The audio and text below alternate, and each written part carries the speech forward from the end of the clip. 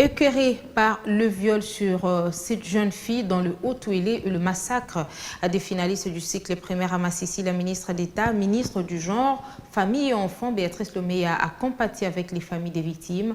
Indignée par ces atrocités, elle tourne son regard vers la justice qui doit dire le droit pour que les auteurs de ces actes soient sévèrement punis. Ce que nous vivons ces derniers temps, et ça a été vraiment l'apogée par l'assassinat de ces enfants, des petits-enfants, qui n'avaient commis de péché que d'aller à un centre d'examen de fin d'études primaires. Ça, c'est très grave. C'est très grave parce que lorsque nous disons que les enfants, la jeunesse constitue l'avenir, nous avons toujours soutenu que ça passe par l'éducation. Parce que si ces enfants ne sont pas instruits, ne sont pas éduqués, et nous ne pouvons pas attendre à avoir de bons responsables de nous. Et maintenant que ces innocents se rendent à ces lieux pour présenter effectivement ces textes et qu'ils soient assassinés comme ça, c'est vraiment l'indignation totale. Et nous avons condamné ça fermement pour dire plus jamais ça.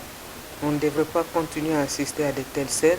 C'est bien déplorable puisque moi je me dis toujours même les mots ne peuvent pas suffire pour combler la douleur de ses parents. Perdre et naître, aujourd'hui nous pouvons dire des condoléances et ça ne va pas les soulager. Je pense que pour honorer la mémoire de ces enfants innocents qui sont partis, nous ne pouvons que nous tourner vers la justice. Et pour que la justice soit faite, il faudrait absolument que les enquêtes arrivent à rétablir les responsabilités et que ces bourreaux soient sévèrement punis correctement et conformément à la loi.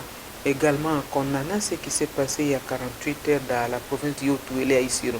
Vous avez appris qu'il y a un groupe de jeunes filles venues d'un territoire voisin qui s'appelle Rungo, qui était au chef-lieu de la province pour la passation des examens d'État.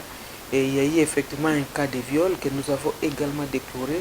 Et nous continuons à insister, à dire que la justice doit passer par là pour que tous les potentiels bourreaux soient sévèrement découragés et ceux qui ont déjà commis des infractions soient punis.